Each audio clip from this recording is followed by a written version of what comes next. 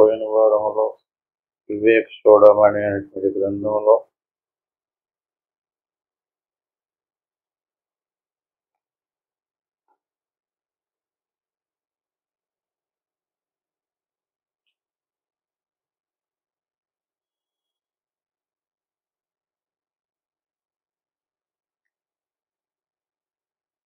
నూట 70 శ్లోకం వరకు చెప్తున్నాం. ప్రతి వారం మాదిరిగానే ఈరోజు కూడా జరిగినటువంటి శ్లోకాలను కొద్దిగా గుర్తు చేసుకుని ప్రతిమ శ్లోకాల మధ్య వివరణ చేసుకుందాం. ఇప్పుడు జరిగిన శ్లోకాలను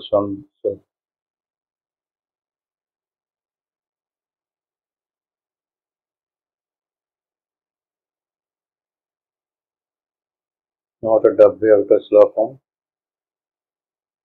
నక్షస్య విద్య మనసోతిరిక్త మనోహ్య విద్యా భవబంధహేతుః తస్మిన్ వినష్టే సకలం వినష్టం విజృంభితేస్మిన్ సకలం విజృంభితే. పోయిన వారం కూడా ఇదే విషయాన్ని చెప్పుకోవడం జరిగింది. ఇప్పుడు కూడా అదే విషయాన్ని కంటిన్యూగా చెప్పుకుంటూ వెళ్తున్నారు. ఏంటది? నక్షస్య విద్య మనసోతిరిక్త, ఆత్మస్వరూపాన్ని తెలియనివ్వకుండా చేసినటువంటి దానికి అవిద్య అని పేరు. ఇక్కడ అవిద్య అనేది ఏమిటి అని చెప్పేసి మనం అనేక ఆలోచనలు చేస్తుంటాం. నక్షస్య విద్య మనసోతిరిక్త, అవిద్య అనేటువంటిది మనసుకు వ్యతిరేకంగా లేదు. మనసే మనోహ్య విద్య భవబంధహేతు. మనసునే అవిద్య అంటారు నాయన. అవిద్యకి మనసుకి భేదం లేదు. అవిద్య మనసు ఒకటే. నక్షస్య విద్య అవిద్య మనసోతిరిక్త మనోహ్య విద్య భవబంధహేతు తస్మిన్ వినష్టే సకలం వినష్టం విజృంభితేస్మిన్ సకలం విజృంభితే. అంటే మనసు నశించే అవిద్య నశించే. ఇప్పుడు అవిద్య నశింపజేయడానికి మనసును పక్కన పెట్టుకుని మనసును ఉంచుకుని అవిద్యను పోగొట్టుకోవడానికి ప్రయత్నం చేసినటువంటి వాడు ఎవడో కూడా కృతకృత్యుడు కాలేడు. అవిద్య నశించదు. అవిద్య నశించాలంటే మనసుని నశింపజేసుకోవాలి. అంటే తస్మిన్ వినష్టే సకలం వినష్టే. ఎవరి మనసు నశించిందో వారిలో ఉన్నటువంటి అవిద్య. తస్మిన్ వినష్టే సకలం వినష్టే. మనసు నశించింది కదా, అవిద్య నశించింది కదా, మొత్తం విషయం అంతా నశించిపోతుంది, కనిపించదు. ఇంకా విజృంభితేస్మిన్ సకలం విజృంభిత. మనసు వచ్చింది, విజృంభించింది, ప్రపంచం అంతా విజృంభించింది. మనసు వల్లే నష్టం అవ్వటం కానీ విజృంభించడం కానీ రెండిటికీ మూల కారణం మనసే. అంచేత అవిద్య అనేటువంటిది మనసు కంటే వేరే ఏమీ లేదనైనా. అంచేత మనసుని అదుపు చేసుకో, కంట్రోల్లో పెట్టుకో, స్వాధీనంలో పెట్టుకో.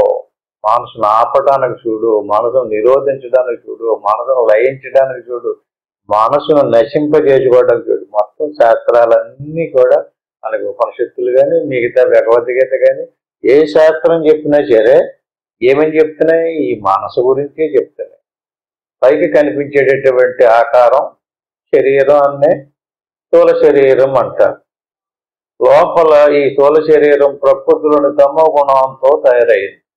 లోపల ఉన్నటువంటి ప్రాణము మనసుని కలిపి సూక్ష్మ శరీరం అంటారు. అది ప్రకృతిలోని రజోగుణ సత్వగుణాలతో నిర్మితమైంది. ప్రాణం రజోగుణము, మనసు సత్వగుణం. దానివల్ల మనసులోని రజోగుణం యొక్క పాళ్ళు ప్రవేశించినప్పుడు మనసు విజృంభింత ఉంటుంది. అంటే మనసులో ఉన్నటువంటి రజోగుణం యొక్క పాళ్ళు తగ్గిపోయింది, మనసులో అయిపోతుంది. మనసులో ఉన్నటువంటి రజోగుణ పాళ్ళు ఏది? శ్వాస, అంటే ప్రాణం.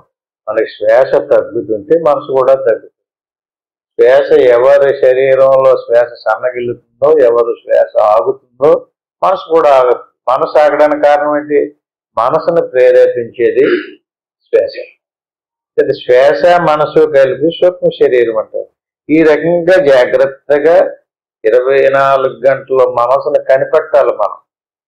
24 గంటలు కాకపోతే కనీసం సాధనలో కూర్చున్నప్పుడల్లా మన మనసు ఎలాంటి ఆలోచనలు చేస్తుంది, ఎక్కడికి తీసుకెళ్తుంది, ఏం తీసుకొస్తుంది దాన్ని కనిపెట్టి మనసును ఆపడానికే చూడాలి. ప్రత్యేకంగా మనసును ఆపలేము. అందుకని చెప్పి శ్వాసని మనసుని కలిపి పట్టు కూర్చున్నాం అనుకోండి, అనుకోకుండా అదే ఆగుతుంది. శ్వాస సన్నగలుగుతుంది, మనసు సన్నగలుగుతుంది. ఇంకా వదలకుండా పట్టుకుంటే శ్వాస మనసు కూడా నశించిపోద్ది. అప్పుడు తస్మిన్ వినష్టే సకలం వినష్టం. ఏదైతే నేనున్నానో, ఏదైతే నాదుంది అంటున్నామో ఇదంతా కూడా కనిపించదు. ఇంకా అప్పుడు మన స్వరూపం ఒకటే మిగిలి ఉంటుంది.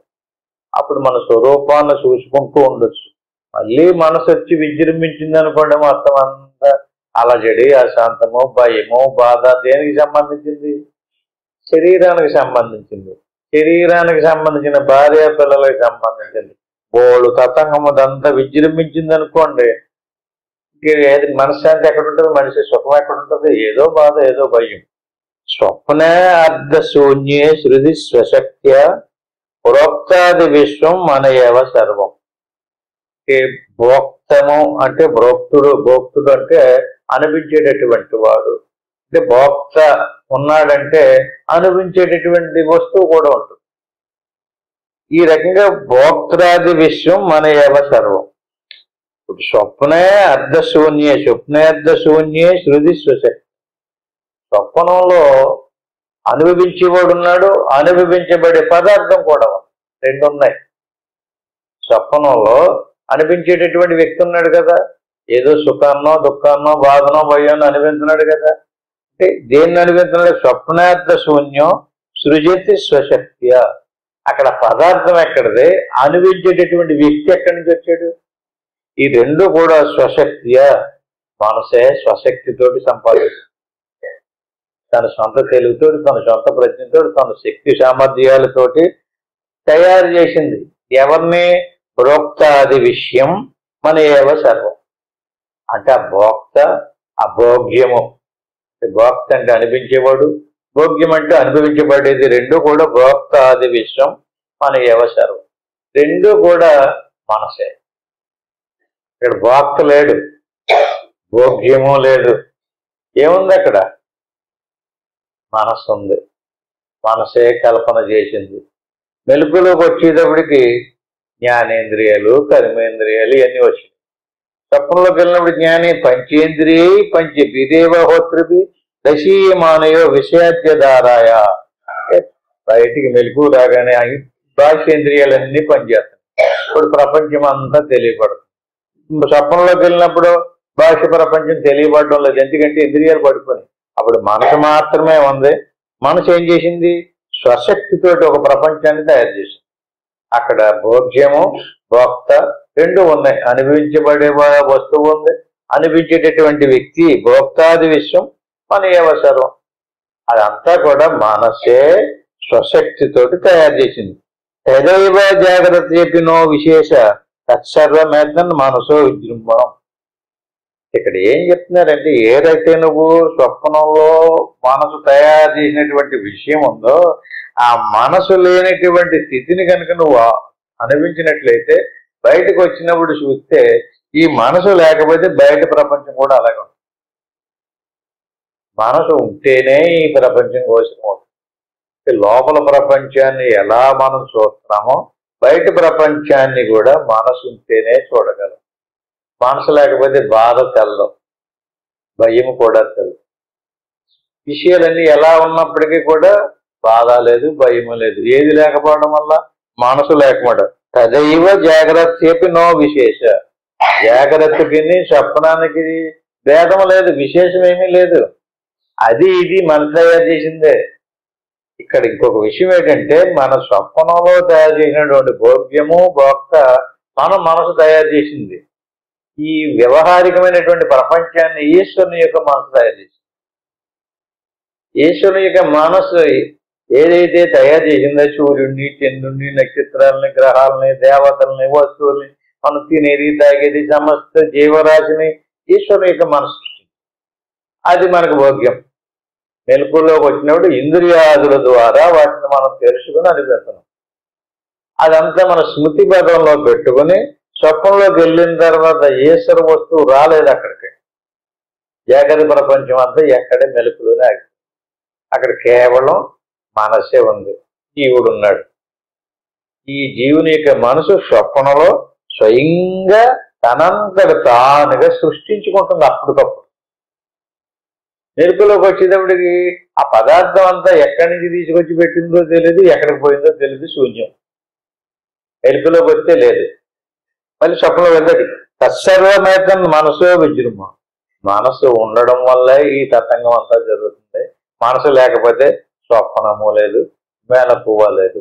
అందుచేత సుషుప్తి కాలే మనసు ప్రళయనే. మాకు మీరు ఏదేదో చెప్తున్నారు, మేము నమ్మమండి. ఎందుకంటే ఇదంతా మనసు కల్పన చేసిందంటే మేము ఎలా నమ్ముతాం? ఇదంతా సత్యం. ఏది? ప్రపంచం అంతా సత్యం, ప్రపంచంలో ఉన్నటువంటి వస్తువులన్నీ సత్యం అని చెప్పి చాలా మంది చాలా రకాలుగా చెప్తూ వాదిస్తుంటారు. ఈయన ఏం చెప్తున్నారు చూడండి, 173వ శ్లోకం. సుషుప్తి కాలే మనసు ప్రళయనే. సుషుప్తి అంటే గాఢ నిద్ర.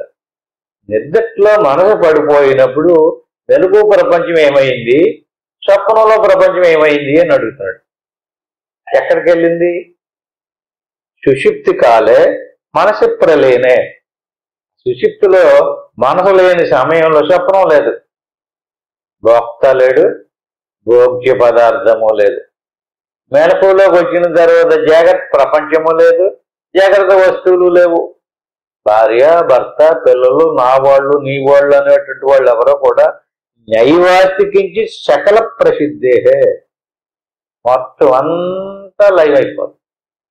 ప్రత్యేకంగా నువ్వేమీ సాధన చేయక్కర్లెక్కర్లేదు. చూడండి, ఆలోచించండి, ప్రయత్నించండి. సుషుప్తి కాలంలో ఎందుకు లీనమైపోతుంది? శాశ్వతం ఏంటి? మేము ఒప్పుకోమంటే ఒప్పుకున్నా ఒప్పుకోకపోయినా మనసు వస్తే వచ్చింది, మనసు పోతే పోతుంది. వస్తువున పోగొట్టడం, వస్తువులన వదలడం, వస్తువులన త్యాగం చేయడం కాదు. మరి దేన్ని? మనసుని. అతో మన కల్పిత ఏవ పుంస సంసారయేతస్య నా వస్తుతోస్తి. అంచేత నువ్వు వస్తువుల్ని కాదు, ప్రపంచాన్ని కాదు, ప్రపంచంలోని మనుషుల్ని కాదు నువ్వు వదలడం. దేన్ని వదలాలి? మనసును వదలాలి. మనసును వదిలితే అన్నీ వదిలిపోతున్నాయి. మనం మనసును వదలకుండా తినేది మానేసాను, తాగేది మానేసాను, ఇది మానేసాను, అది మానేసాను అంటుంటాడు. మానేసాను అన్నవాడు కూడా ఒకడు ఉన్నాడు కదా, అదే మనసు. వదలాల్సినటువంటి దాన్ని ఏదో వదలకుండా నేనేదో ఇది చేస్తలేదు, అది చేస్తలేదు, ఇది వదిలేసాను, అది వదిలేసానంటే మనసు ఉన్నది కదా, అది ఏదో తీసుకొస్తానే ఉంటుంది. అతని ఆలోచన ప్రకారంగా, అతని స్వభావాన్ని అనుసరించి, అతని సంస్కారాన్ని అనుసరించి ఏ రోజు సృష్టించానే ఉంటుంది. అంచేత పూర్తిగా నశించాలంటే సంసారయేతస్య నా వస్తుతోస్తి. సంసారానికి సంబంధించినటువంటి వ్యవహారిక ప్రపంచానికి కానీ, ప్రతిభాజిక ప్రపంచానికి కానీ మొత్తం అంతటికి కూడా వస్తువు అంతా కూడా మానసు యొక్క కల్పితమే. కల్పిత వస్తువుని కాదు వదలడం. ఒక ఇంద్రజాలంలో ఏదైనా ఒక వస్తువుని తయారు చేసేయడం కానీ సృష్టించేయడం అనుకోండి, సృష్టించబడినటువంటి వస్తువుని కాదు వదలడం. అది కల్పితం, అది నిజం కాదు. అది కల్పించబడింది, అది ఉచిది, నిజం కాదనేటువంటి భావాన్ని వదలాలి. అప్పుడు అది మనల్ని బంధించదు. అక్కి మాదిరిగా వాయునా నీయతే మేఘ పునశ్చేనైవ నీయతే. ఇప్పుడు ఆకాశంలో గాలి వస్తుంది, గాలి వేసినప్పుడు మేఘాలు వస్తాయి, మేఘాలు కమ్ముకుంటాయి. మేఘాలను పోగొట్టింది ఏది? మేఘాలను ఆవహింపజేసింది ఏది? గాలి. అదే గాలిని మనసు, వాయువు అదే మేఘాలని చెదరగొడుతుంది. మేఘాలని ఆవహింపజేసింది వాయువే, మేఘాలని చెదరగొట్టేసింది కూడా వాయువు. అక్కి మాదిరిగా మనసా కల్ప్యతే బంధో మోక్షేస్తేనైవ కల్పతే.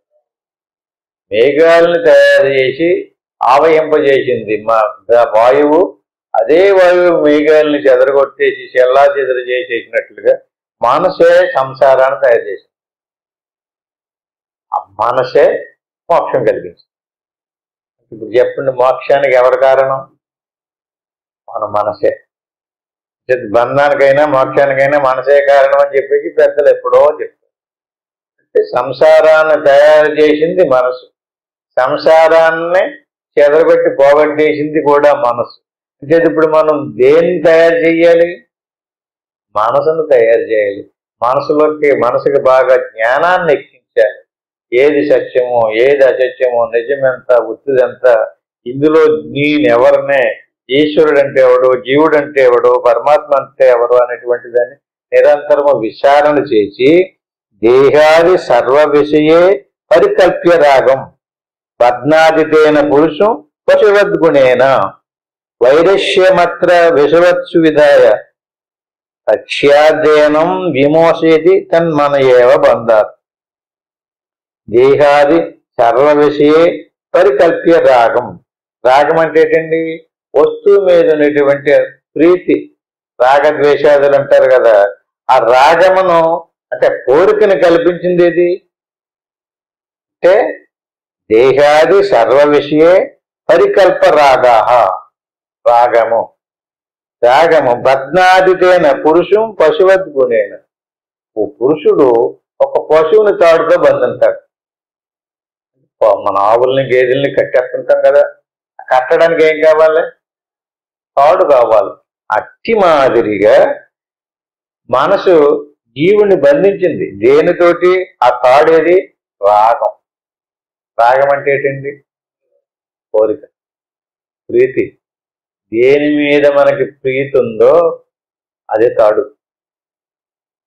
డబ్బు మీదో, అధికారం మీదో, దేహం మీదో, వస్తువు మీదో, సంతానం మీదో, ఏదేదో మొత్తం మీద దేని మీద ప్రీతి ఉందో ఆ ప్రీతికి రాగం అని పేరు.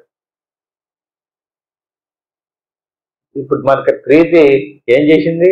ఆ ప్రీతి మనమే తీసుకొచ్చి బంధించింది. పశువుని బంధించిన బధ్నాదితేన పురుషం పశువద్గుణేన. ఈ పురుషుణ్ణి ఏది బంధించింది? మనసులో ఉన్నటువంటి కోరికే బంధించింది. పురుషుడు ఎవరు? జీవుడు. మన యొక్క జీవుని యొక్క స్వరూపాన్ని ఎవరికైతే వస్తువు మీద ప్రీతి ఉందో రాగం అంటారు దాన్ని. ఆ రాగమే పశువులాగా పశువుని బంధించినట్టుగా ఈ జీవుణ్ణి బంధించి పాడేసింది. అంచేత వైరస్యమత్ర విషవత్సు విధాయ. ఇప్పుడు మనం దానికి విరుద్ధంగా ఏం సంపాదించుకోవాలి? ఎప్పుడైతే బంధించిందో దానికి సంబంధించినటువంటి విషయాదుల మీద బంధ విముక్తిని కలగాలంటే ఏం చేయాలి? దానికి విరుద్ధంగా తాడును తెంపేయటమో తాడును పోసేయటమో చేసినట్టుగా ఏది వదిలేయాలి? వైరస్యమత్ర. వైరం అంటే విరోధము, విరుద్ధంగా. రాగానికి విరుద్ధం ఏంటండి? కోరికకి విరుద్ధం వైరాగ్యం. వైరస్యమత్ర విషవత్సు విధాయ. ప్రీతికి ఏం చేయాలి? ప్రీతికి బదులు వైరాగ్యం సంపాదించుకోవాలి. వీటినే భగవద్గీతలో పదే చెప్తుంటారు. వివేకము వైరాగ్యం అనేటువంటి రెండు వాటిని సంపాదించుకోమంటాడు. అంటే వివేకంతో వైరాగ్యం సంపాదించాలి. వైరాగ్యం అంటే ఏంటండి? వస్తువుల మీద ప్రీతి లేకుండా చేసుకోవడమే వైరాగ్యం. ఎవరికి వస్తువు మీద వైరాగ్యం రాలేదో వాడికి జ్ఞానం పడుతుంది. జ్ఞానం రావాలంటే వైరాగ్యం రావాలి, వైరాగ్యం రావాలంటే జ్ఞానం రావాలి. జ్ఞానం వచ్చిందా వైరాగ్యం వస్తుంది. వైరాగ్యం రాలేదంటే ఇంకా జ్ఞానం పరిపక్వానికి రాలేదు. జ్ఞానం కలిగేసింది, నేను చదివేసాను, నాకు అంతా వచ్చేసింది అంటాడు కదా. జ్ఞానం వచ్చేస్తే ఎలా తెలియాలి? జ్ఞానం వస్తే వస్తువుల మీద ప్రీతి నచ్చింది, దాన్ని వైరాగ్యం అంటారు.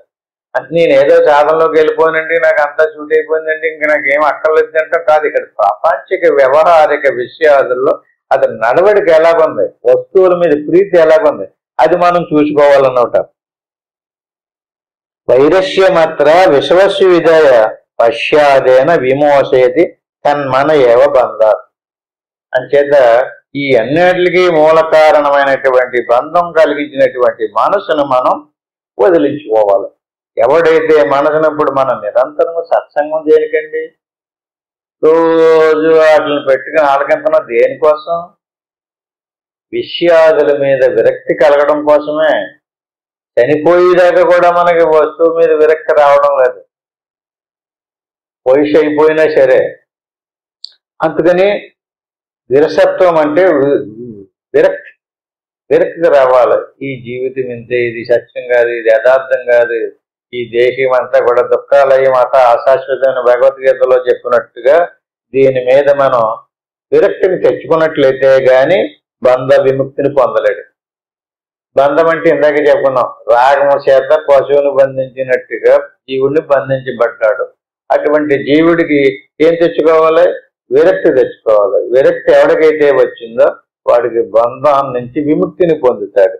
తస్మాన్ మనః కారణమస్య జంతో బంధస్య మోక్షస్య వా విధానే బంధస్య ఏతుర్మలినం రజోగుణై మోక్షస్య శుద్ధం విరజస్తమస్తం. ఈ జీవునికి బంధము గాని మోక్షము గాని కలిగించుటకు కారణభూతమైనటువంటిది తస్మాన్ మనః కారణమస్య. నీకు పొద్దున్న జంతు జన్మ రావాలన్నా, మనిషి జన్మ రావాలన్నా, దేవతా జన్మ రావాలన్నా, ఇంకా కింది క్రిమికీటకాది జన్మలు రావాలన్నా కూడా ఈ మనసే కారణం. తస్మాన్ మనః కారణమస్య జంతో బంధస్య మోక్షస్య విధాన. అంటే బంధానికి మోక్షానికి కూడా కారణం ఈ మనసే గనక ఈ మనసులో బంధస్య ఏతుర్మలినం రజోగుణై, ఈ మనసులో గుణం ఉంది. బంధించడానికి, జీవుణ్ణి బంధించి జనన మరణాల పాలు చేయడానికి మూల కారణమైనటువంటి మనసును కదిలింపజేసేటటువంటి గుణం రజోగుణం. ఎవరికి రజోగుణం ఉందో వాడు మనసు చంచలత్వంగా పరిగెడతా ఉంటాడు. ఎక్కడ నిశ్చలంగా కూర్చొని ఉండలేడు, ఏ ఆలోచన లేకుండా ప్రశాంతంగా కూర్చోలేడు. మనసును కదిలించేటటువంటిది రజోగుణం. బంధస్య ఏతుర్మలినం రజోగుణై. అంచేత మనసులో మాలిన్యం ఏమిటి అంటే ఈ రజోగుణమే కారణం. ఏంటి మాలిన్యం? రజోగుణం ఏంటంటే మనసును కదిలించే గుణమే బంధం. మనసు ఎంత తయారు చేయడానికి దానికి కావలసినటువంటి మెటీరియల్స్ సామర్థ్యం ఏంటంటే నువ్వు మనసును కదలనకుండా ఆఫ్ చేసేస్తే ఏమీ చేయలేదు. మనసును కదలనకుండా మోక్షస్య శుద్ధం అంటే మనసును శుద్ధం చెయ్యాలంటే రజోగుణాన్ని పోగొట్టాలి. రజోగుణం అంటే ఏంటండి? శ్వాసే రజోగుణం, ప్రాణమే రజోగుణం. ప్రాణమే మనసును ప్రేరేపిస్తుంది. మన మనసు సంకల్పించడానికి వికల్పించడానికి కూడా కారణం ప్రాణమే. ప్రాణం మలినమైనటువంటి మనసు ఏమో సత్వగుణంతో నిర్మితమైంది, ప్రాణం రజోగుణంతో నిర్మితమైంది. అంటే ప్రాణాన్ని ఏం చేస్తుంది? కదిలించేస్తుంది. అందుకే మనం సాధనలో పదే పదే సాధన అంటే దేనికి? ఎవడైతే అలా సాధనలో శ్వాస సన్నగిల్లుతుందో, సన్నగిల్లి కోల్ది శ్వాస సన్నగిల్లితే మనసు శుద్ధమవుతుంది. మనసు కదలకుండా ఉండడానికి ప్రాణం కారణం. ప్రాణమే మనసును కదిలించేస్తుంది. అంచేత ఎప్పుడైతే శ్వాస సన్నగిలుతూ నిలిచిపోయిందో అప్పుడు మనసు శుద్ధమవుతుంది. మనసు శుద్ధమైందా నీకు మోక్షం వచ్చేసినట్టు. మనసు నశించక్కర్లేదు. మనసులో ఉన్నటువంటి తమో గుణ రజోగుణ గుణాలు రెండూ కూడా పోతే మోక్షమే. తమో గుణం ఉందనుకోండి మనసులోని, తమో గుణం ఉంటే ఆలోచనలు రావు, కానీ పడుకొని నిద్ర రావాలంటే ఏ ఆలోచన లేకుండా అలా మత్తులో పోవాలంటే ఇవాళ చేద్దారన్న పని రేపు చేద్దారు లేదని వాయిదా లేదంటే బద్ధకం, సమస్య, నిద్రమత్తు ఇవన్నీ కూడా తమో గుణ లక్షణాలు. కదలికంతా కూడా రజోగుణ లక్షణాలు. మనసును శుద్ధం చేస్తేనే కానీ సత్యం కోసరం కాదు, సత్యం తెలియబడదు. మనసును శుద్ధం చెయ్యాలంటే రజోగుణ తమో గుణాలు పోవాలి, తమో గుణము పోవాలి, రజోగుణం పోవాలి. మోక్షస్య శుద్ధం రజస్తమస్తం. ఈ రకంగా ఈ మనసుని ప్రేరేపించి మాలిన్యాన్ని కలిగించి జీవుణ్ణి బంధంలో పడేసేటటువంటి గుణాలు ఏమైతే ఉన్నాయో ఎవరి మట్టికి వారే వారి మనసులో మీకు బద్ధకం ఉందా, మత్తు ఉందా, నిద్ర ఉందా, ఆలస్యం ఉందా అనేటువంటిది ఎవరో వచ్చి చెప్పి బాబా నీకు తమగుణం ఎక్కువ, నీకు బద్ధకం ఎక్కువ అన్నాడు అనుకోండి, కోపం పడతాం అతని మీద. మనమే చూసుకోవాలి మన మనసులో బద్ధకం ఉందా, తమోగుణం ఉందా, ఈ తెలుసుకోవాలనేటువంటి జిజ్ఞాస ఉందా లేదా అనేటిది మనం మనసులో కనిపెట్టాలి. అలాగే మనసు ఎలా పరిపరి విధాలుగా ప్రేరేపించేసి పరుగులు పెట్టేస్తుందో దాన్ని కూడా మనమే ఎలా కనిపెట్టాలి? వివేక వైరాగ్య గుణాతిరేక. వివేకం అంటే తెలివితో. నీకు తెలివి కూడా ఉంది. బద్ధకంతో పాటు, విక్షేపంతో పాటు, ఆవరణంతో పాటు తెలివి కూడా ఉంది కదా మనకి. వివేకం లేదు. అది ఉంది భగవంతుడి దేశంలో. తెలివి కూడా ఉంది, వివేకం కూడా ఉంది. ఆ వివేకాన్ని వస్తువుని తెలుసుకోవడానికి ఉపయోగిస్తున్నాం కానీ మన మనసును కానీ మన మనసుకి లోపల ఉన్నటువంటి వస్తువుని కానీ మనం తెలుసుకోవట్లేదు. అంచేది వివేక వైరాగ్య గుణాతిరేక శుద్ధత్వమాసాధ్య మనోవిముక్తి. ఈ రకంగా వివేకంతో మనసులో ఉన్నటువంటి తామస గుణాన్ని, రాజస గుణాన్ని శుద్ధం చేసి సత్వగుణంగా మార్చుకున్నాం అనుకోండి. శుద్ధ సత్వగుణానికి ఇంకొక పేరు ఉందండి శాస్త్రంలో.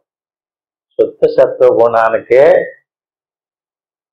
లక్ష్మీదేవి, పార్వతీదేవి, సరస్వతీదేవి అంటున్నారు కదండి. అంటే శుద్ధమైనటువంటి వస్తువు ఏదైతే ఉందో అది ఈశ్వరుడి సాన్నిధ్యంలో ఉంటుంది. ఈశ్వరుడు ఆమె దగ్గర తీసుకుంటాడు. దేన్ని? శుద్ధ సత్వగుణాన్ని. మలిన సత్వమైనటువంటి దాన్ని దగ్గరికి రానివ్వరు. శుద్ధ సత్వగుణానికి మాయ అని పేరు. మాయ ఉపాధిగా కలిగినటువంటి బ్రహ్మమునకు ఈశ్వరుడు అని పేరు. దాన్నే పరమాత్మ అంటారు. అవిద్య ఉపాధిగా కలిగినటువంటి ఆత్మకి జీవుడు అని పేరు. అవిద్య అంటే ముందే చెప్తున్నాం ఏంటిది? మనసు. మనసు శుద్ధమైతే మాయ అవుతుంది.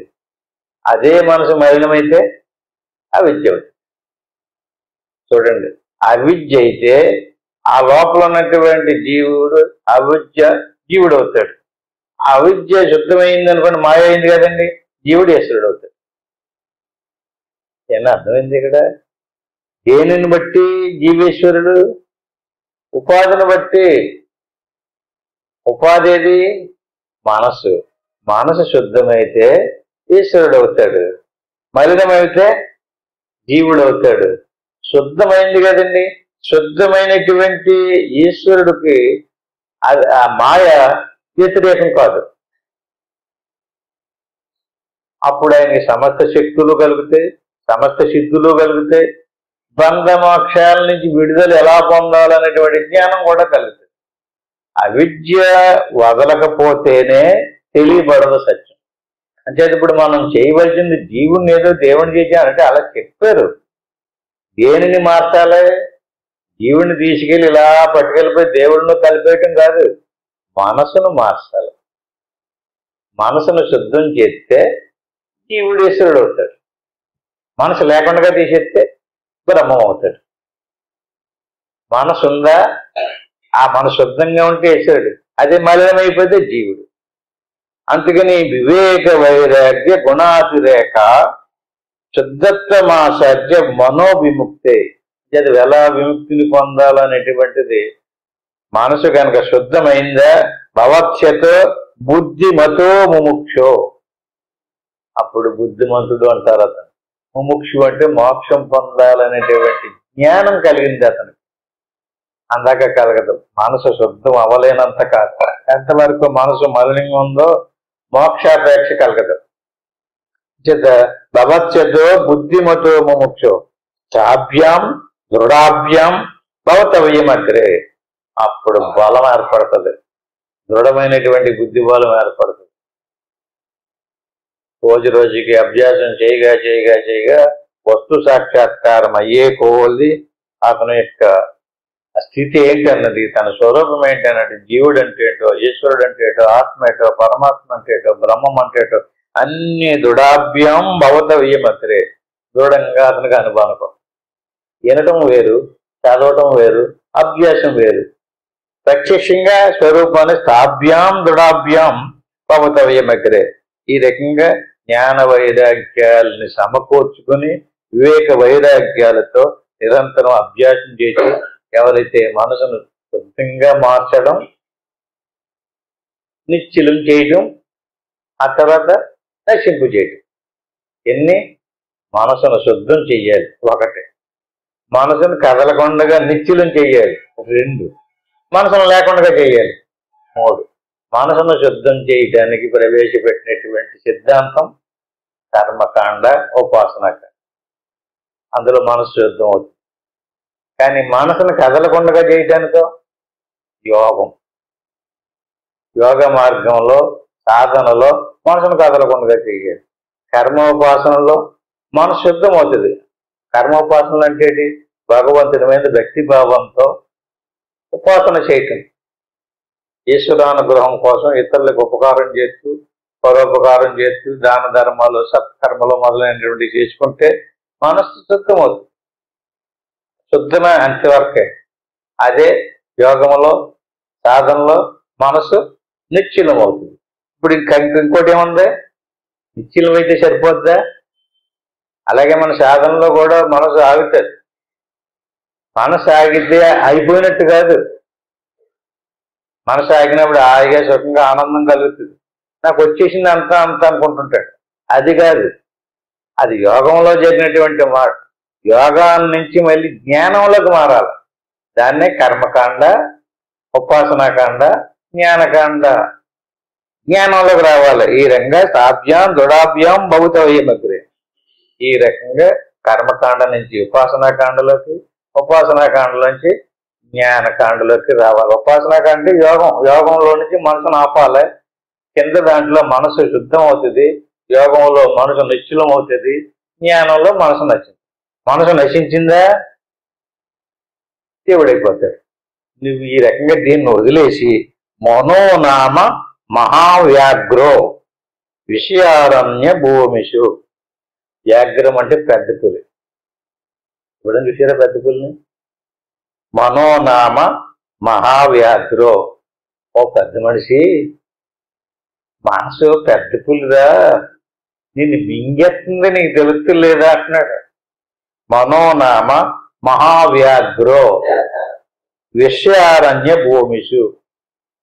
అరణ్యంలో తిరుగుతుంది కదండి పెద్ద పులి, ఇక్కడ తిరగదు కదా. మరి ఈ మనసు ఎక్కడ తిరుగుతుంది? విషయారణ్య భూమిషు, విషయాదులలో తిరుగుతుంది. ఏంటి ఆ విషయాలు? మాట్లాడాలి, చూడాలి. మాట్లాడతాం కదండి. ఆగండి బాబు కొంచెం మాట్లాడకండామంటే ఆగడం. ఆ చెప్పాలనుకున్నదాన్ని మీరు మాట్లాడకుండా ఆగండి, నేను చెప్పనవలసింది చెప్పేనేవ్వండి అంటాడు. ఏంటేది? ఆ చెప్పాలనుకున్నటువంటిది, చూడాలనుకున్నటువంటిది, వినాలనుకున్నటువంటిది, తినాలనుకున్నటువంటిది, ఇవన్నీ విషయాలు. ఈ విషయాలే అరణ్యం. మనసు ఎందులో ప్రవేశిస్తుంది? చెప్పాలనుకున్న దాన్ని చెప్పేదాకా వదిలిపెట్టినట్టున్నాడు కదా. అంటే పులి ఎక్కడికి వచ్చింది? చెప్పడానికి వచ్చేసింది. ఆ చెప్పడానికి వచ్చేసి నువ్వు మాట్లాడక నేను చెప్పేదాకా ఒంటరి రాకు అన్నానంటే పెద్ద పులి అది. ఏది? వాక్కు ద్వారా వచ్చేస్తుంది, చెవి ద్వారా వస్తుంది, కంటి ద్వారా వస్తుంది, వాసన ద్వారా వస్తుంది, శబ్ద స్పర్శ రూప రసగంధాది విషయాదుల ద్వారా విషయారణ్య భూమిషు. విషయాదులైనటువంటి అరణ్యంలో సంచరిస్తుంది నీ మనసు. చూసుకో, దేని ద్వారా వస్తుంది నీ మనసు బయటి ప్రపంచంలోకి? కనిపించలేదనుకుంటున్నారా? చూడండి, మన ఇంద్రియాలను ఓపెన్ చేస్తే ఇంద్రియాదులతో ఏదొస్తుంది బయట ప్రపంచంలోకి? మనసే. అరణ్యం ఏది? విషయాదులే. ఇంటికి పెద్ద పులేది? మనసే. మనోనామ మహావ్యాఘ్ర. ఈ మనసే బాబు పెద్ద పులి. నువ్వు అదేదో నువ్వు అనుకుని దానిని అనుసరించి దానిని పెంచి పోషించి ఆ పెద్ద పులికి కావలసిన ఆహారం అంతా అందిస్తున్నావు. అది అడిగిద్దా? అరణ్యంలో తిరుగుతూ దానికి దొరికిందానల్లా పట్టుకు తినేస్తుంది అనుకోండి, నువ్వు దానికి సహకరిస్తే పెద్ద పులి చిక్కుతుందా? అసలు దొరుకుతుందా? అంటే మనకి అది చూడాలనుకున్న దాన్ని చూపించేస్తున్నాం, మాట్లాడాలనుకున్న దాన్ని అడ్డుకట్టేస్తలేదు, మాట్లాడేమని వదిలేస్తున్నాం, వినాలనుకున్న దాన్ని వదిలేస్తున్నాం. ఏమవుతుంది అక్కడ? పెద్ద పులి ఆహారం పుష్కలంగా తిని బాగా బొలుస్తుంది. లొంగిద్దా నీకు? ఏదో రోజులు 24 గంటలు ఏదో పట్టుకొని ఒక్క 2 నిమిషాలు సాధన చేస్తే లొంగిపోద్దా? లొంగడానికి బాగా జ్ఞానాన్ని కూడా మనం విషయాదుల్ని వదిలి జ్ఞానం తెలుసుకోవాలి, అభ్యాసం చేయాలి. చరఛత్రన గచ్చంతు సాధవో ఏ ముముక్షువ. అంచేత మోక్షం పొందాలనుకున్నటువంటి ఓ సాధకుడా కనిపెట్టు, పులి తిరుగుతుంది, జాగ్రత్త. ఎవరి పులి? నీలోనే ఉంది పులి. పులి తిరుగుతుంది, పులిని కనిపెట్టు, చూడు. చర్యత్ర నా గచ్చంతు, తిరుగుతుంది, కంచెరింతుంది, గాండ్రింటుంది. ఏం తెలుస్తలేదా? పులి ఎలా గాండ్రింటుందో తెలుస్తలేదు, కళ్ళు అరచేస్తుంది. ఈ రకంగా శరీంతుంది, పరుగులు పెట్టింటుంది, మనిషిని కుదురు లేకుండా, సుఖం లేకుండా అల్లతల్లడి చేసేస్తుంది, భయపెట్టేస్తుంది, బాధ పెట్టేస్తుంది. చర్యత్ర నా గచ్చంతు. ఓ సాధవా, సాధకుడా, ఏ ముముక్షుణ, నీవు మోక్షం పొందాలనుకుంటే మాత్రం నీ మనసును కనిపెట్టు, చూడు, ఆలోచించుకో. ఇది పెద్ద పులి. మనః ప్రసూతే విషయానశేషాన్ స్థూలాత్మన సూక్ష్మతయాస భోక్తు శరీరవర్ణాశ్రమ జాతి భేదాన గుణక్రియాహయతు ఫలాన్ని నిత్యం. మనసే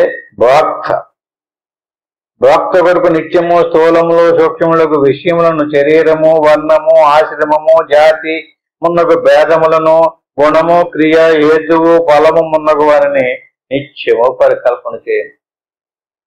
విశ్వంలో నిరంతరము మనసే సృష్టిని చేస్తుంది, మార్పు చేస్తుంది, పరిణామం చెందింపజేస్తుంది. అసంగ సిద్ధ్రోప మమం విమోహ్య దేహేంద్రియ ప్రాణ గుణైర్నిబధ్య అహం మమేతి భ్రమయచ్చస్రసం మనః సకృతేషు ఫలోభుక్తిషు. అసంగ సిద్ధ్రోప మమం విమోహ్య. నీ స్వరూపము, నీ ఆత్మ, నీ స్వస్వరూపము అసంగం, చిద్రూపం. అసంగ చిద్రూప అంటే నీ స్వస్వరూపాన్ని ఈ మనసు విమోహ్య.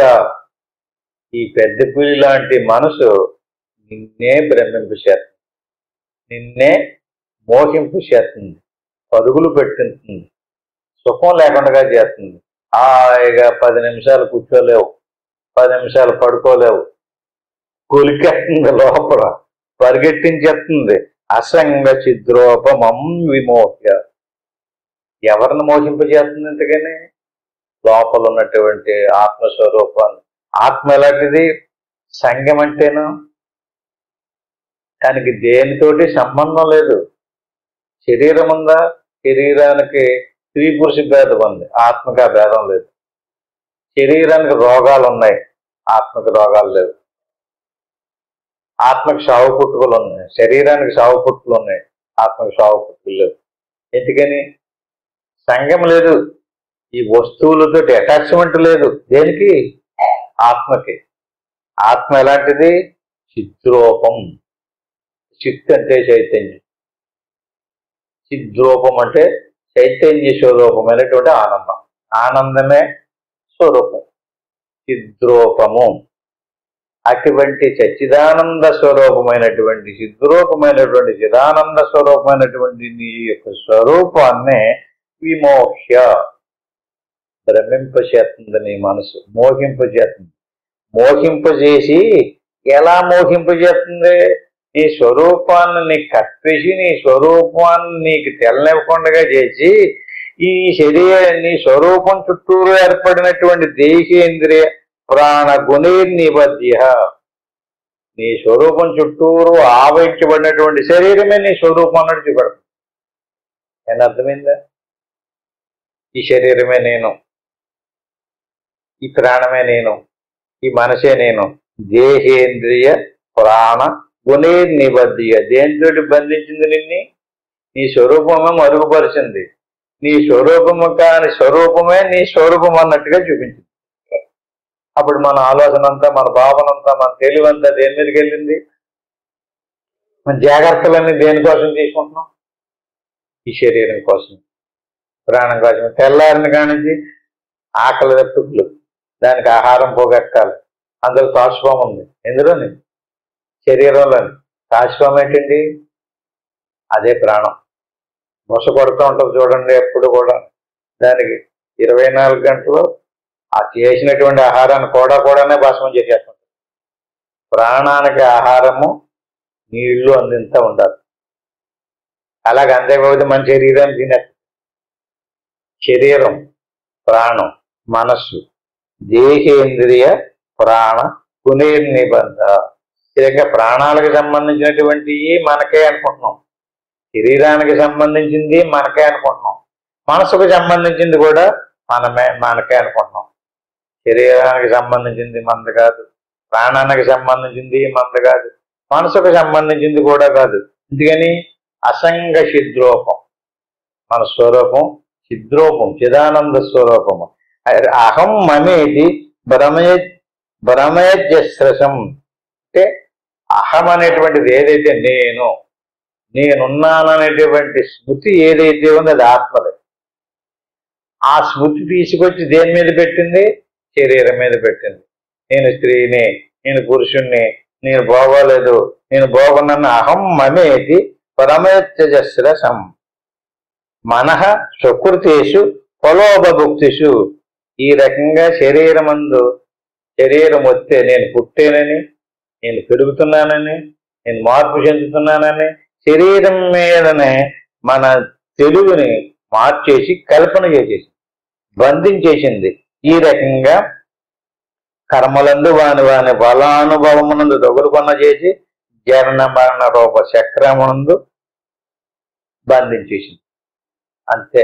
ఎప్పుడైతే మన భావన మారిపోయిందో, మన తెలివి మారిపోయిందో, మన జ్ఞానం మారిపోయిందో, ఏది మనమో దాన్ని వదిలేసి ఏది మనం కాదో దానిని నేననుకుని ఎవడైతే పట్టుకున్నాడో అటువంటి వాడు పుడుతూ చస్తూ ఉంటాడు. ఎప్పుడు దాకా? భావన మారిదాకా అలా పుడుతూ ఉంటాడు, చస్తూ ఉంటాడు.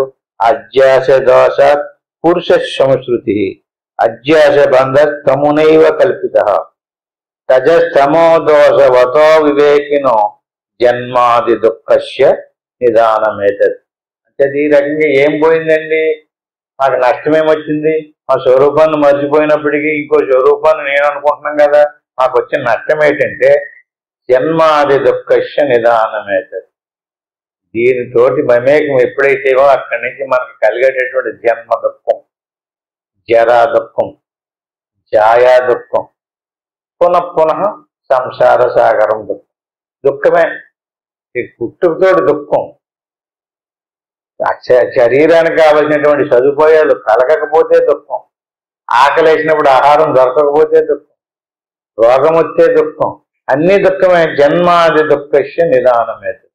అంటే దుఃఖానికి విడుదల పొందాలంటే దుఃఖం కలగడానికి కారణభూతమైనటువంటి వస్తువును వదలాలి.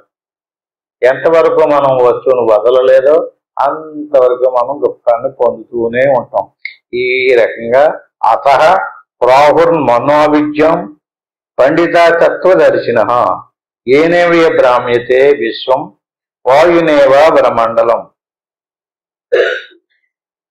ఈ విషయంలో ఉన్నటువంటి మేఘాలు ఆవరించి వర్షం కురవడము, పంటలు పండడము, ఈ రకంగా మేఘమండలాన్ని తయారు చేసినటువంటి వాయువు ఎలాంటిదో అట్టి మాదిరిగా మన మనసు ప్రాహుర్మనో అవిద్యం, అవిద్యతో కూడుకున్నటువంటి మనసే పండిత తత్వదర్శిన.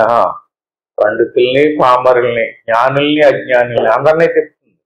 కానీ మరి జ్ఞానులైనటువంటి వాళ్ళు అవిద్యను వదిలించుకుని మనసును నిరోధించి మనసును స్వాధీనపరుచుకుని మోక్షం పొందుతున్నారు.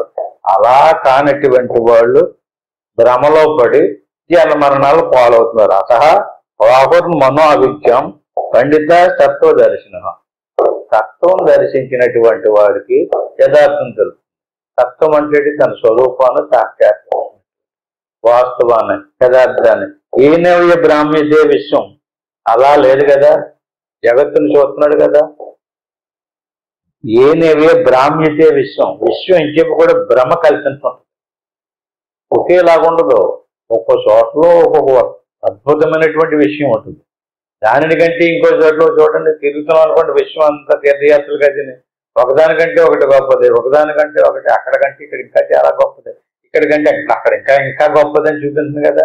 అంటే ఏనేవో బ్రాహ్మ్యతే విశ్వం, విశ్వం అంతా సమానంగా ఒకలాగా ఉండదు, రకరకాల ఒకదాన్ని మించిందోటి, ఒకదాన్ని మించినటువంటిది వస్తూ ఉంటుంది. ఈ రకంగా ఈ భ్రమ నశించాలి అంటే తత్వ దర్శించాలి. ధర్మనశోధనం కార్యం ప్రయత్నేన ముముక్షుణ విశుద్ధే సతి చైతస్మిన్ ముక్తి కరాపలాయతే. ఇది ఇలాగ అనేక జన్మల నుంచి తన్మనశోధనం కార్యం. నువ్వు బయటికి తిరగడం కాదు, బయట వస్తువుని పరిశోధించడం కాదు, నీ మట్టికి నీవు ప్రశాంతంగా బాసి పట్టేసి కూర్చుని నీ మనసును శోధించు.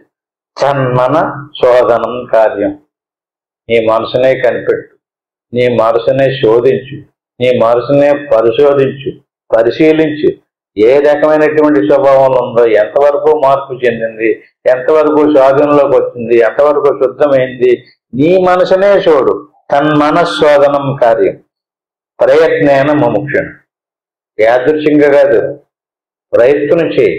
ప్రయత్నేన ముముక్షుణ. నీకు మోక్షం పొందాలి అనుకుంటే నీ మనసునే నిరంతరము కనిపెట్టు, లోపలికి చూడు, నీ మనసును చూడు. నీ మనసు ఎలాంటి గుణాలతో, ఎలాంటి స్వభావాలతో ఉందో. విశుద్ధే తస్మిన్ ముక్తి కరాపలాయతే. కరాపలాయతే అంటే అండి, చేతులు ఉసిరిగా పెట్టుకున్నాం అనుకోండి, కరతలామలకం అంటారు. నీ మనసు కనుక నువ్వు పరిశోధన చేసి, మనసును శుద్ధం చేసి, నిలుపుదల చేసినట్లయితే ముక్తి నీకు కరతలామలకం. అది కష్టమైంది కాదు, కఠినమైంది కూడా కాదు. ఎప్పుడు కఠినమైంది? మనసు స్వాధీనక రాకపోవటమే కఠినమైంది. అంచేత మనసుని మనం స్వాధీనపరుచుకోవాలి. ఎవడైతే మనసుని స్వాధీనపరుచుకోవడానికి సాధన చేస్తుంటాడో, విచారణ చేస్తుంటాడో, వింటుంటాడో, చదువుతుంటే అటువంటి వాడికి మనసు స్వాధీనమవుతుంది. మోక్షైక శక్త్యా విశేషు రాగం నిర్మూల్య సంజన్యస్య సర్వకర్మ శ్రద్ధయాయ శ్రవణాదినిష్టో తజస్వభావ సద్గుణోతి విషం. మోక్షాపేక్ష కలిగి ఉండి విషయములందు ప్రీతిని నిర్మూలించుకొని సర్వకర్మ పరిత్యాగము గావించినటువంటి శుద్ధమైన శ్రద్ధ వహించి శ్రవణాదులు ఎందు తత్పరుడే ఉండువాడు తన బుద్ధిని పట్టి ఉన్నటువంటి రజోగుణమయమైనటువంటి చంచలమైన స్వభావంను నశింపజేసుకుంటాడు. గత శ్రవణం అంటే సత్సంగం వినడం, శాస్త్రం చదవడం, సాధన చేయటం. మోక్షైక శక్తియ విషయేషు రాగం. రాగం అంటే కోరిక, విషయాదుల మీద కోరిక లేకుండా చేసుకోవటం. నిర్మూల్య సంచన్యస్య సర్వకర్మ. కర్మల మీద విరక్తి వైరాగ్యం రావడం. శ్రద్ధయాయ శ్రవణాదిని. శ్రద్ధ దేని మీద ఉండాలి? శ్రవణం మీద, నిష్ట మీద ఉండాలి. నిష్ట ఏది? బ్రహ్మనిష్ట. శ్రవణం అంటే వినడము, నిష్ట. వీటి మీద ఏముండాలి? శ్రద్ధ ఉండాలి. తజస్వభావం స దునతి బుద్ధి. తజస్వభావం అంటే మనసులో కదలిక ఉంది కదా, ఆ కదిలేటటువంటి గుణం నశించిందో లేదో ఎవడైతే ఈ రకమైనటువంటి జాగ్రత్తలు తీసుకున్నాడో వాడికి తెలుస్తుంది. రజస్వభావం, ఆ రజోగుణ స్వభావం మనసులో ఉన్నటువంటిది నశించేదాకా మనం వింటూ ఉండాలి, నిష్టలో ఉండాలి, ఆలోచించు తెలుసుకుంటూ ఉండాలి. మనోమయో నాభి భవేత్తరాత్మ అదంత పరిణామమేవాత్ దుఃఖాత్మకత్వాది విషయత్వహేతో ద్రష్టాహి దృశ్యాత్మయ నా ద్రష్ట. ఈ రకంగా నిరంతరము ఎవడైతే అభ్యాసం చేశాడో అటువంటి వాడికి ద్రష్ట, సాక్షి, ఈ ఆత్మస్వరూపం ఏదైతే ఉందో అది స్వయంగా అతను పొందుతాడు. అటువంటి పొందినటువంటి స్థితిని ఎవడైతే పొందాడో అటువంటి వాడికి మోక్షం. అటువంటి మంచి మంచి విషయాలు చెప్పుకున్నాం. ఇంకటితో సరిపెట్టుకుందాం. ఇంకా మళ్ళీ వారం చెప్పుకుందాం. హరి ఓం తత్సత్. ఆత్మబంధువులారా, చాలా చక్కనటువంటి విషయాల్ని, అంటే మోక్షం పొందడానికి అడ్డేదో మోక్షమేదో అనేటువంటి విషయాలన్నీ చాలా స్పష్టంగా చెప్పారు. ఇప్పుడు ఏదైతే చెప్పామో మనసును ఎలా ఆపాలి, ఎలా నిశ్చలం చెయ్యాలో దానికి సంబంధించింది ఏంటి అనేది చెప్పుకోవటం అయింది. ఇప్పుడు చూద్దాం ఏం చెయ్యాలి. ఇలా ప్రశాంతంగా కూర్చుని గురుడు బ్రహ్మ, గురుడు విష్ణు, గురురేవ మహేశ్వర, గురువు సాక్షాత్తు పరబ్రహ్మ, తస్మై శ్రీ గురవే నమః. దీన్ని గురు మంత్రం అంటారు. దీన్ని ఒకసారి అనుకోవాలి. ఆ తర్వాత ఓం నమః శివాయ. దీన్ని పంచాక్షర మంత్రం అంటారు. దీన్ని 3 సార్లు అనుకోవాలి. గురు మంత్రం ఒకసారి, పంచాక్షరి మంత్రం 3 సార్లు అనుకుని ఆ పైన ఏమి అనుకోకుండా సోహం బాబైన పూజ. అంటే శ్వాస మనసు నిశ్చలమయ్యేదాకా, ఆ కదిలి కాగేదాకా ఆ శ్వాసన మీద మనసు పెట్టి మనసు శ్వాసని కలిపి అలా లోపలికి చూస్తూ ఉండాలి. దీన్ని అంతర్ముఖ వృత్తి అంటారు. ఈ రకంగా ఎంతవరకు శ్వాస మనసు ఆగలేదో అంతవరకు ప్రయత్నం చేయాలి. ఇప్పుడు అంతవరకు చేయమని కాదు, ఇంటికి వెళ్ళిన తర్వాత ఎవరెవరికి ఎంత అవకాశం ఉంటే అంత ప్రయత్నం చేయండి. ఇప్పుడు మాత్రం నేను ఓంకారం చెప్పేదాకా చక్కగా ఏకాగ్రతగా లోపలికి చూస్తూ ఉండండి. హరి ఓం తత్సత్.